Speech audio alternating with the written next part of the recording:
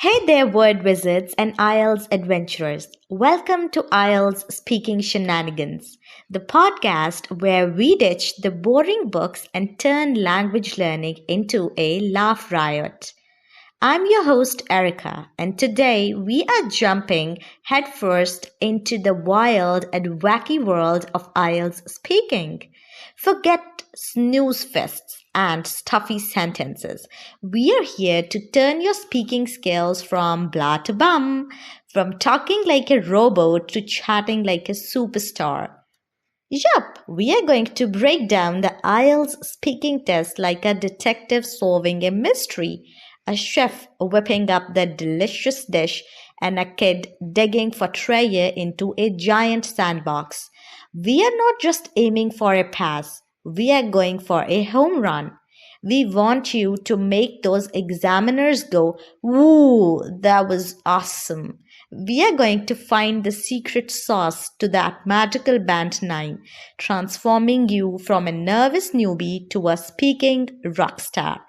But wait, this isn't going to be a boring lecture. We are going to have a blast. We are going to jiggle, we are going to grin, and we might even try to do some silly accents. So grab your headphones, put on your comfy pants, and get ready for our linguistic party. All right, so you're ready to crush the IELTS speaking section. Well, we're taking a deep dive into this episode of IELTS Speaking Shenanigans to uncover their best tips and tricks. We're not just going to touch on the surface level stuff though, right, Troy? We really want to go in depth to understand why these techniques work. Yeah. And how you can actually connect with the examiners. Yeah, what I really appreciated about this episode was how it kind of humanized the whole IELTS experience. Right. They really emphasized that the examiners are people, too. They're not these robots just waiting to pounce on every grammar mistake. Yeah. I'm always so caught up in trying to sound super formal and perfect. But this episode really made me think differently about that. It's true. They made a really good comparison about the speaking test being you're explaining your recipe to a friend. Oh, yeah. That's a fantastic analogy. Yeah. You wouldn't just list off the ingredients in a monotone, right? You would be engaging. You would want to share your passion for the recipe. Maybe even tell a funny story about that one time you almost burned the kitchen down. Totally. Yeah. So what do they say are the real keys to good communication on the IELTS speaking test? So they really stress natural fluency and coherence. Okay. It's not about forcing this perfect accent or using super complicated vocabulary. It's about just being clear and getting your message across. Yeah. Okay, that makes sense. So then how does this all apply to part 1 of the test? Yeah. Where you have to answer those initial questions. Well, they introduced this really neat formula called AREA, which stands for answer, reason, example, anecdote. Area, okay. Yeah. It's kind of a simple but powerful way to structure your answers so that they're, informative but also engaging. I like that. Break that down a little bit more for me, though. Sure. So, first you give a direct and clear answer to the question. Then you provide a reason for your answer to add a bit more depth and context. And to really drive it home, you include a relevant example from your own life. Okay. Or your experiences. And lastly, you top it off with an anecdote, a short little personal story. Oh, okay. That'll make your answer memorable and help you connect with the examiner. I like that. So it's kind of like you're adding these different layers to your response. Exactly. And they gave a really great example in the episode. It was about the speaker's experience as a software developer. Okay. And how they accidentally deleted an entire database. Uh-oh. Yeah, but, it's a story that injects humor and personality into their response. It helps them stand out from the crowd.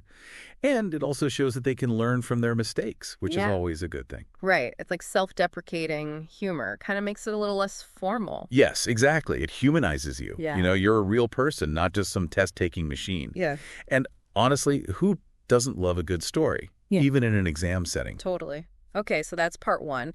What about part 2, where you have to give that 2-minute talk based on a cue card? I feel like that always seems a bit daunting. Yeah. It can seem a bit overwhelming. But they've got a method for that, too. They call it the PPF method, which stands for past, present, future. PPF. Okay, tell me more. It's all about, shaping your story. So you start with the past, providing some background context, setting the scene. Then you move to the present, giving a detailed description of the situation or event. Okay. And finally, you transition to the future, sharing maybe your aspirations, feelings, or thoughts related to the topic. This way, you create a nice flow and make sure you're covering all the points within the time limit. Right, so it's like a little storytelling section. You're taking the examiner on a little journey through time. Exactly. And they actually illustrate this beautifully with an example of experiencing exceptional service. Okay. At a cafe in Rome. Ooh, Rome. I'm already interested. Right. So the speaker starts by describing their past travels and love for Italy, setting the scene. Then they move to the present and vividly describe the cafe, like the ambiance, the aroma of the coffee, and how friendly the waiter was. And finally, they end by sharing their desire to return to Rome someday and experience that warmth again. So it's personal, relatable, and leaves a lasting impression. I feel like I can almost smell the coffee now. It sounds like that PPF method can really help make your talk, like even though it's short, really captivating. It really can. It's a great tool. It really does sound like a useful technique. Okay, now part 3 is where I feel like a lot of people get really nervous because those questions are more abstract and you have to really think on your feet. It's true. It can be a bit more challenging. Did the podcast give us any tips for dealing with those tougher questions? They did, and they actually have another great framework for this too. Okay, go. It's called the PEAL method. PEAL? Yeah, it stands for point, explain, example, link. Okay. So basically, it gives you this roadmap to build a nice, well-structured argument. Oh, so it's like you're creating a little mini essay, but in spoken form. Exactly. You're presenting your ideas in a really clear and persuasive way. And the example they use in the podcast is actually about the benefits of online education, which is kind of a hot topic these days, right? Yeah. So the speaker uses the PEAL method to present this really balanced and nuanced perspective on it. They talk about the pros and cons, of online learning and how it's really reshaping education. Yeah, that makes sense. So it's not just about having an opinion. It's about really knowing how to explain and support your viewpoint. Exactly. And that's a skill that can help you way beyond the IELTS, too. For sure. Okay, so we talked about structure, but what about vocabulary? I feel like I always get stuck using the same basic words over and over again.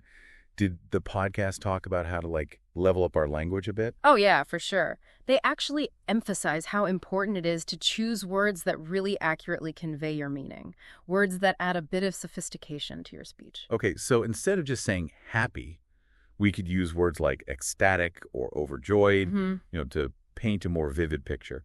Exactly. It's like giving your language a makeover. I like that. You're still you, but you're just presenting yourself in a more polished way. I love that analogy. So it's not just about using big words just to use them, right? Right. It's about being precise and choosing the words that fit the context and accurately express your thoughts. Yeah. It's about making sure your vocabulary feels natural and authentic to you. Okay, that makes sense. Yeah. Now, what about grammar? I feel like I always have these little grammar gremlins that like to sneak into my speech, even when I'm trying my best to be careful. We all do. It's totally normal. The podcast actually addresses some of those common mistakes that can really trip us up. Okay, good. Things like tense errors, misusing articles, and those dreaded run-on sentences. Oh, yeah. But they also make a good point, which is that even native English speakers make grammar mistakes sometimes. That's true, yeah. So it's not about being perfect. Okay. It's about being aware of those common errors and learning how to correct them. Yeah, so don't beat yourself up too much about it. Exactly. Don't let those grammar gremlins get you down. And they actually suggest a really helpful tactic in the episode, which is to record yourself speaking and then listen back to it. Oh, that's a good tip. Yeah, it's like having your own personal grammar coach. It can really help you become more aware of any patterns or mistakes you might be making without even realizing it. Right. Okay, that's a really good idea. Now, what about pronunciation? That can be a big concern for a lot of test takers, too. Oh, for sure. It's definitely a common concern. But the episode really emphasizes that you don't need to have this perfect British or American accent to get a high score. What really matters is clarity. So not trying to sound like someone else, but making sure that your speech is clear and easy to understand. Exactly. And they actually break it down into 3 key areas: intonation, stress, and chunking. So intonation is all about how your voice rises and falls, how you add expression to your speech.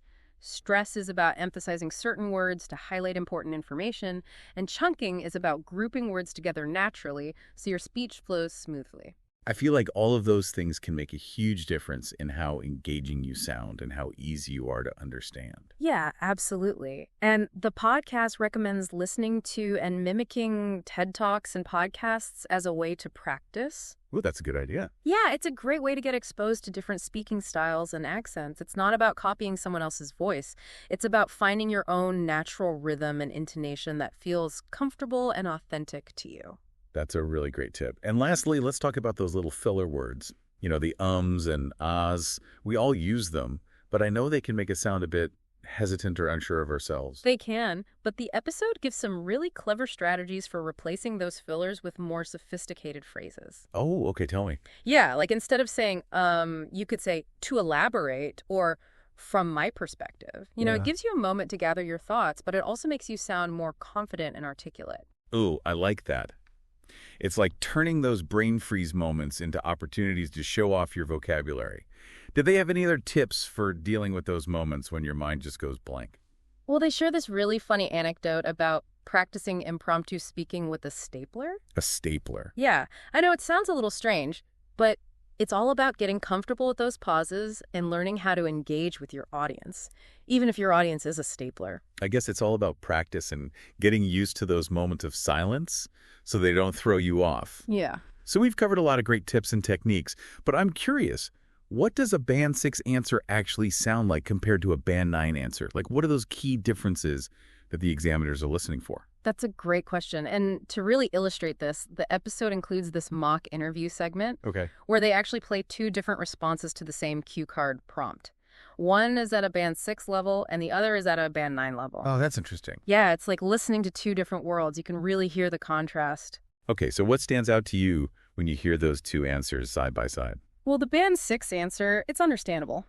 But it just lacks the depth, the fluency, and that sort of sophistication of the Band 9 answer. Okay. Like the vocabulary is more basic, the grammar might be a bit shaky, and the delivery isn't as engaging. Got it. But the Band 9 answer, it just flows effortlessly. Okay. The speaker is using a wider range of vocabulary, the grammar is on point, and they just project this sense of confidence and ease that really captivates you. Right. It sounds like the Band 9 answer is more than just accurate. It's really impressive. Exactly. It's like they're not even trying. And to provide even more insight, they actually bring in a real IELTS examiner to give feedback on those two responses. Oh, wow. That's pretty cool. So what kind of things did the examiner point out? Well, they highlighted how the Band 9 response showed a really strong command of the language, sophisticated vocabulary, Okay. and the ability to really express those ideas clearly and persuasively. They were also impressed by the speaker's natural fluency and how engaging their delivery was.